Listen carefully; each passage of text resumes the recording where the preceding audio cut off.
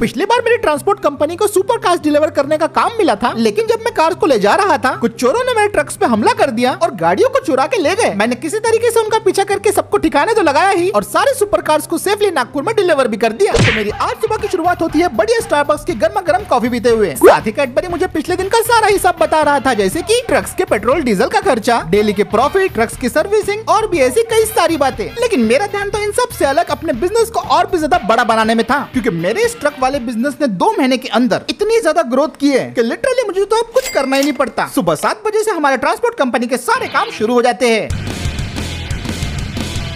एक तरफ तो छोटे मोटे काम करने के लिए मैंने काफी सारे टाटा एस को खरीद लिया था। अरे जल्दी चलो रे, वरना दावत में खाना नहीं बनेगा। मानता हूँ ये छोटा हाथी है, लेकिन कभी कभी ये बड़े से बड़ा काम भी आसानी से कर देता है। अबे मेरे लिए तो रुको बे। जबकि दूसरी तरफ थे हमारे टिप्पर्स, जो कि अभी कंस्ट्रक्शन साइट से वापस आ रहे थे। डेली अगर मुझे सबसे ज्यादा प्रॉफिट किसी ट्रक से होता है तो वो होते हैं मेरे टिप्पर ट्रक्स। टोटल 25 से ज्यादा अशोक लेलैंड टिप्पर ट्रक्स हमारी कंपनी में है। लेकिन और कोई कंपनी का टिप्पर ट्रक चाहिए तो कमेंट करके जरूर बताना, उसे भी ले आएंगे। अरे जल्दी MIDC चल भाई, अभी 2 राउंड करने और बाकी है। एक बार MIDC का काम हो जाता ना, फिर WCL निकलते हैं। बात अशोक लेलैंड की हो रही हो, हम बड़े दोस्त को तो बिल्कुल भी नहीं भूल सकते। सीमेंट की बोरियों की डिलीवरी करने के लिए तो लिटरली पहाड़ों को क्रॉस करते हुए जा रहा था। इससे बिल्कुल भी फर्क नहीं पड़ता कि सामने रास्ता हो या फिर ना हो। बड़ा दोस्त दोस्ती हमेशा निभाएगा और दुश्मनों को रास्ते से हटाएगा। अबे मैं कब से दुश्मन बन गया? जब बात बड़े काम करने की आती हो तो हमारी कंपनी के ट्रेलर ट्रक्स तो सुबह 5 बजे ही निकल जाते हैं सामान को लेके। मोस्टली इसमें हम कार से बाइक को ही डिलीवर करते हैं। हाल ही में हम ओला के स्कूटर को डिलीवर कर रहे थे, लेकिन रास्ते में आग लग गई। भला अच्छा हुआ रे इसमें एसी है,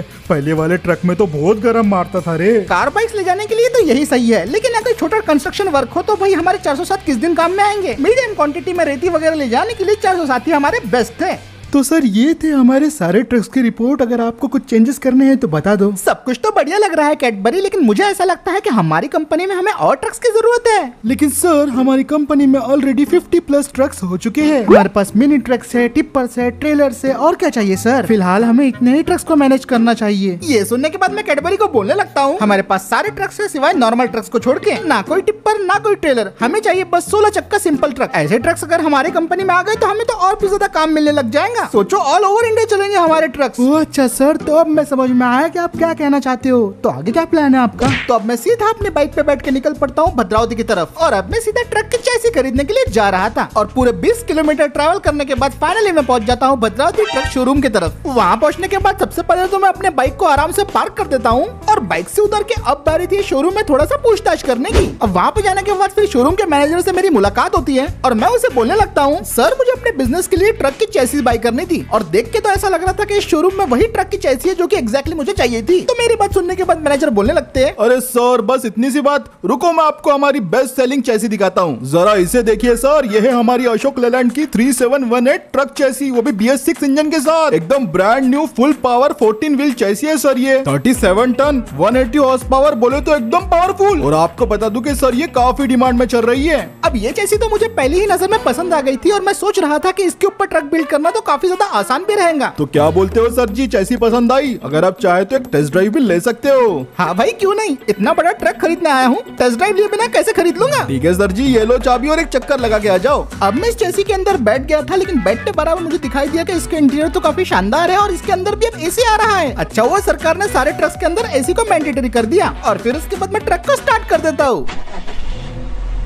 एक 14 व्हीलर ट्रक होने के बावजूद भी इसका स्टीयरिंग काफी ज्यादा लाइट था, जो कि मैंने बिल्कुल भी सोचा नहीं था। फिर उसके बाद मैं ट्रक को एक्सेलरेट करता हूँ और फिर मैं बड़े आराम से इस ट्रक की चैसी को लेके शोरूम से निकल पड़ता हूँ टेस्ट ड्राइव करने के लिए। अब क्योंकि मैं पहले भी टाटा ट्रक की चैसी को ड्राइव कर चुका था, इसीलिए इस वाली चैसी में मुझे पहले उतना कुछ फर्क नजर नहीं आया। लेकिन जैसे ही इसको लेके मैं मेन रोड पे आया और इसे भगाना शुरू किया, तब जाके मुझे समझ में आया कि असल में पावर किसे कहते हैं।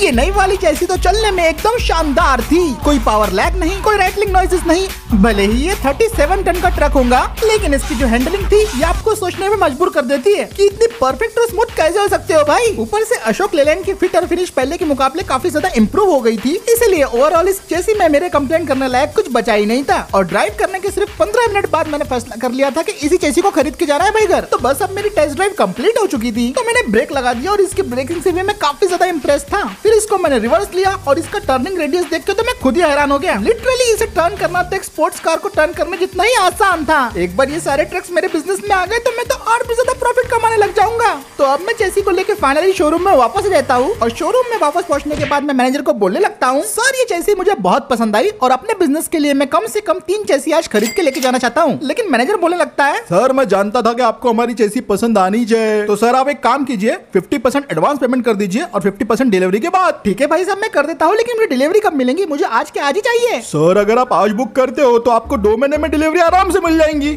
ये क्या बात कर रहे हो भाई, मुझे तो आज के आज ही डिलीवरी चाहिए। सर आज डिलीवर करना तो एकदम इम्पॉसिबल काम है। भाई मैं एक्स्ट्रा पेमेंट करने को भी तैयार हूँ, सोच लो।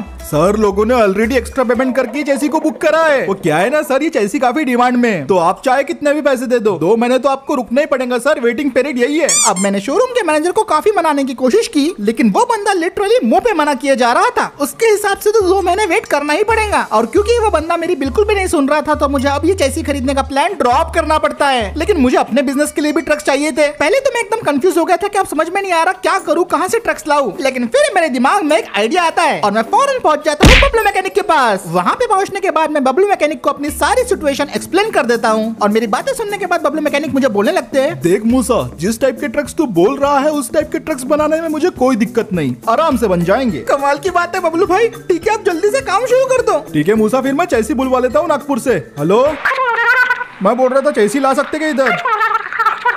अच्छा, अरे यार देखो ना। ठीक है फिर यार, चलो रखता हूँ मैं। अरे मूसा यार, एक बहुत बड़ी दिक्कत हो गई। ट्रक की चेसी तो इधर अपने पास अवेलेबल है, लेकिन ट्रक को लाए कैसे इधर? कोई ट्रक मिल ही नहीं रहा अपने को। अरे बबलू भाई, ये तो वही बात हो गई कि बगल में छोरा और शहर में ढिंडोरा। आप बस बोलिए चेसी को कहाँ से पिक करना है, मैं नागपुर भेज रहा हूँ अपने कुछ ट्रक्स को। हेलो, हाँ नागपुर बर्डी की तरफ पहुंच जाओ जल्दी। अब मेरे ट्रक्स तो नागपुर निकल गए थे चेसी लाने के लिए, और पूरे 5 घंटे के लंबे इंतजार के बाद मेरे सारे के सारे ट्रक्स, ट्रक की चेसी और ट्रक की बिल्डिंग में लगने वाला छोटा मोटा सामान लेके आते हैं। अपनी ट्रांसपोर्ट कंपनी होने का एक और फायदा, कोई भी सामान मंगवाना हो तो बिना किसी नखरे के झट से मंगवा सकते हैं। अब फाइनली वर्कशॉप में ट्रक की चेसी और सारा सामान पहुंच चुका था, तो मैं बबलू भाई को बोलने लगता हूँ कि चलो बबलू भाई अब इस पर जल्दी से काम शुरू कर देते हैं।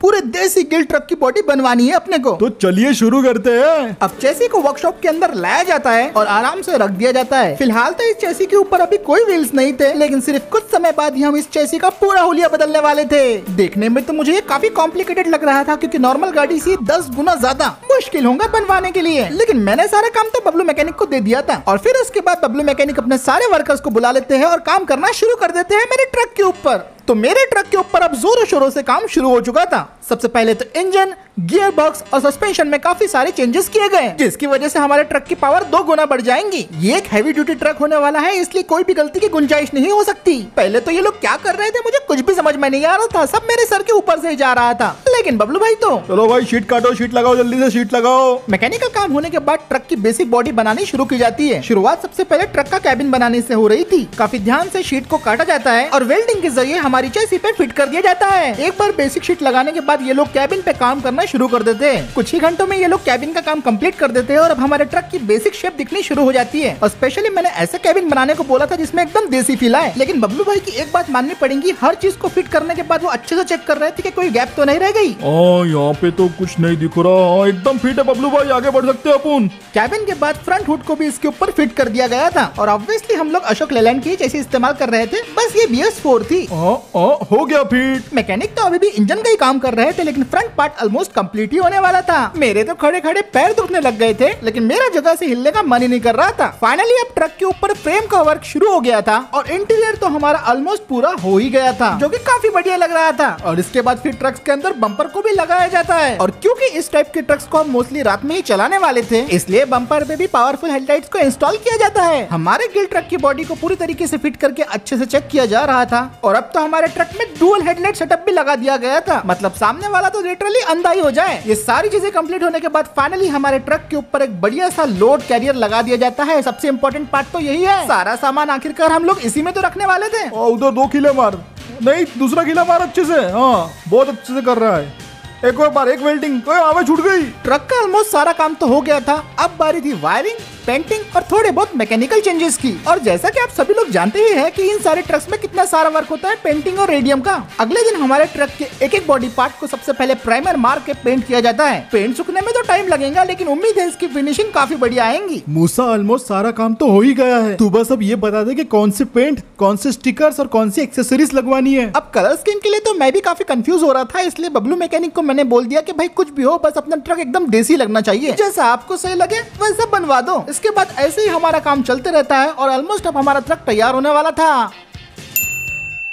फाइनली पूरे 2 दिन वर्क करने के बाद हमारा ट्रक पूरी तरीके से तैयार था। इस ट्रक को सच में बनाने में 10 दिन से ज्यादा लग गए, तो इसलिए अभी वीडियो को पॉज करो और वीडियो पे एक लाइक जरूर कर दीजिएगा गाइस। तो पूरी तरीके से तैयार है हमारा अशोक लेलैंड 3718 गिल बॉडी ट्रक। इस ट्रक को हमने पूरे स्क्रैच से बनाया है और हर एक डिटेल का बारीकी से ध्यान रखा है। साइड से अगर देखा जाए तो हमने इस ट्रक को कस्टमाइज पेंट जॉब दिया है, जिसमें पूरे 3 दिन लग गए। अलग से हट के हमने इसके अंदर मॉडिफाइड अलॉय व्हील्स फ्रंट और बैक दोनों जगह प्रोवाइड किए हैं। सामने नया बम्पर, नया हुड, नए लाइट्स, नए लिवरी लगाए गए हैं। बोले तो प्रॉपर महाराष्ट्रियन वाइब। और बात की जाए अगर इंटीरियर की, तो उसे भी हमने पूरे देसी वे में कस्टमाइज किया है। आप कमेंट्स करके बता सकते हो कि और हमें इसमें क्या इंप्रूव करना चाहिए। इस ट्रक को तो लिटरली बबलू भाई ने दुल्हन की तरह सजा दिया और ये मेरे one of the favourite vehicles में से एक बन चुका था। 5 लाख के अंदर बबलू मैकेनिक ने सॉलिड काम करके दिया था। तो चलो एक चक्कर लगा के आते हैं मूसा। तो अब मैं और बबलू भाई इस ट्रक के अंदर बैठ गए थे और यकीन मानिए दोस्तों, इसके अंदर बैठ के मुझे लिटरली एक रॉयल फीलिंग आ रही थी। लेकिन क्योंकि इसे बबलू मैकेनिक ने बनाया है तो अच्छा ही बनाया होगा, ये सोच के मैं ट्रक का इंजन स्टार्ट कर देता हूँ और फिर उसके बाद मैं ट्रक को लेके वर्कशॉप से निकल पड़ता हूँ।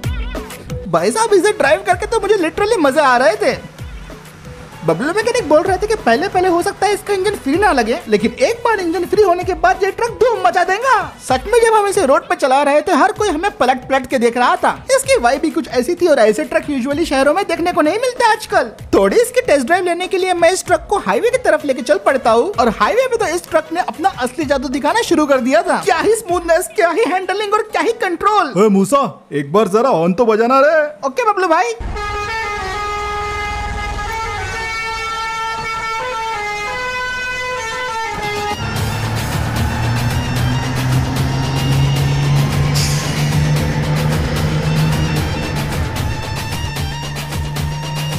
चलने में तो ये ट्रक एक नंबर है, लेकिन इसकी असली टेस्टिंग तो अभी बाकी थी। सबसे पहले तो हम इसका करने वाले थे मैन्यूवर टेस्ट। इन ट्रक्स को अक्सर मुश्किल रास्तों से गुजरना पड़ता है, आड़े टेढ़े चट्टानों से जाना पड़ता है, तो जब तक ये ट्रक इस टेस्ट को पार नहीं करेगा मेरे कंपनी में ये आ नहीं सकता। लेकिन मैन्यूवर टेस्ट तो इस ट्रक का बाएं हाथ का खेल था। टर्न लेने में तो हमें कोई दिक्कत नहीं हुई और सिर्फ 2 मिनट के अंदर इस ट्रक ने मैन्यूवर टेस्ट को पूरी तरीके से कंप्लीट कर दिया। मुझे लग रहा था कि पहला टेस्ट कुछ ज्यादा ही आसान है, तो इसीलिए अब बारी थी हमारे सेकंड टेस्ट की। और हमारा अगला टेस्ट था सस्पेंशन से रिलेटेड। नॉर्मल रोड्स पे तो कोई भी ट्रक अच्छा परफॉर्म कर लेगा, लेकिन सामने अगर रोड हो ही ना तो क्या होगा, यही बस हमें अभी पता चलने वाला था। ट्रक को आगे बढ़ाते हुए मैं अपना सस्पेंशन टेस्ट शुरू कर देता हूँ। इस टेस्ट में तो लग रहा था कि शायद ट्रक के ऊपर थोड़ा लोड पड़ेगा, लेकिन थोड़े बहुत झटकों के अलावा हमने ज्यादा कुछ महसूस नहीं किया। कहीं पे भी मुझे ट्रक के अंदर पावर लॉस महसूस नहीं हुआ और इस अशोक लेलैंड के ट्रक ने काफी आसानी से इस उबड़ खाबड़ रास्ते को पार कर दिया। लेकिन अगला चैलेंज तो इससे कई ज्यादा मुश्किल था। कई बार लद्दाख जैसी पहाड़ी इलाकों में हमें ट्रक्स को ले जाना पड़ता है। सिर्फ ऑल इंडिया परमिट रहने से कुछ नहीं होता, ट्रक को ऑल इंडिया में चलना भी चाहिए। और अब हमें पता चलेगा कि हमारा ट्रक कितनी ज्यादा ऊंचा जा सकता था। आराम से मूसा। अब इस ट्रक को मैं सीधा रैंप पे ले जाने लगता हूँ और अब जाके ट्रक के इंजन पे जोर आ रहा था। इंजन से आवाज भी काफी ज्यादा आ रही थी, लेकिन पावर में कोई भी कमी नहीं आई और लिटरली ट्रक ने आधा रास्ता तो ऐसे ही पार कर लिया था। मेरी और बबलू मैकेनिक की तो फटके हाथ में आ चुकी थी। आखिरी में तो ऐसा लग रहा था कि इसका इंजन ब्रेक डाउन ना हो जाए, लेकिन आखिरकार फाइनली इस ट्रक को मैं पूरे रैंप के ऊपर ले आता हूँ और हमारे इस ट्रक ने साबित कर दिया था कि हम इसे कितना भी ऊंचा चढ़ा ले, ये हमारा साथ बिल्कुल नहीं छोड़ने वाला था। लेकिन इतना काफी नहीं था कि मुझे ट्रक का एक और टेस्ट करना था। हम चढ़ तो आसानी से गए थे ऊपर, लेकिन क्या हो अगर हमें नीचे जाना हो, डाउन हिल हो, तो क्या होगा। अगला टेस्ट इसी बारे में था, इसका ब्रेकिंग सिस्टम टेस्ट। मैं उसी रैंप पे अपने ट्रक को स्लोली नीचे लेके जाने लगा। पहले जब मैंने ब्रेक लगाया तो मुझे लगा ट्रक स्लिप कर जाएगा, बट टू माय सरप्राइज ऐसा कुछ भी नहीं हुआ। इसके ब्रेक्स एक नंबर वर्क कर रहे थे और फिर ऐसा करते करते मैंने धीरे धीरे ट्रक को नीचे लेते गया। मानना पड़ेगा ऐसा एक भी टेस्ट नहीं था जहाँ पे हमारे ट्रक ने हमें डिसअपॉइंट पॉइंट किया हो। वो बात अलग है कि बबलू मैकेनिक और मेरी स्टिल फटी हुई थी और फाइनली जब हम लोग ट्रक को नीचे ले आए तब जाके हमें सुकून आया। ये सारी बातें अगर कम लग रही हो तो हम तो अपने ट्रक को पानी में भी चला सकते थे, अगर बाढ़ भी आ गए तो उसकी ऐसी की तैसी कर देंगे। बबलू भाई मैं इन ट्रक्स को अप्रूव करता हूँ और बस इसी के साथ मैं अपने ट्रांसपोर्ट कंपनी के लिए बबलू भाई को बोल के ऐसे और 3 ट्रक्स को रेडी करवा लेता हूँ। छोटे मोटे चेंजेस के साथ सारे ट्रक्स एकदम बढ़िया दिख रहे थे। मैं तो खुश था ही, लेकिन हमारे सारे के सारे ड्राइवर्स भी बहुत ज्यादा खुश थे। लाल वाला मैं चलाऊंगा। ए भाई वो मेरा है। अरे नहीं मेरे को चला दो ना। ये सारे ट्रक्स मेरे कंपनी के लिए एकदम परफेक्ट होने वाले थे। उम्मीद है इन ट्रक्स से मुझे और भी ज्यादा ऑर्डर्स मिलेंगे और क्योंकि बबलू मैकेनिक ने ये सारे ट्रक्स स्क्रैच से बनाए हैं तो सिर्फ 70 से 80 लाख में मेरा पूरा काम हो गया। आप में से काफी भाई मुझे बोल रहे थे कि इस टाइप के ट्रक्स लेके आओ, तो बस आप ही की रिक्वेस्ट पे आपके कमेंट से उठाए हुए ये ट्रक्स मैंने लेके आया हूँ। तो इस बात पे आपको एक लाइक जरूर करना है दोस्तों। साथ ही जो भी अपनी सीरीज में देखना चाहता हूँ एक बार कमेंट करके जरूर बताना। जितनी ज्यादा कमेंट करूंगी, जितनी ज्यादा चीजें बोलूंगी, उतने वीडियो में आपको देखने को मिलेंगे। वीडियो थोड़ा सा लेट हो गया जानता हूँ भाई, क्योंकि ट्रक को लिटरली बनाया गया है तो समझ जाओ भाई बनाया गया है। तो इसी के साथ इस वीडियो पे एक लाइक कर दो, शेयर कर दो और मैं मिलता हूँ दोस्तों आपसे अगले वीडियो में।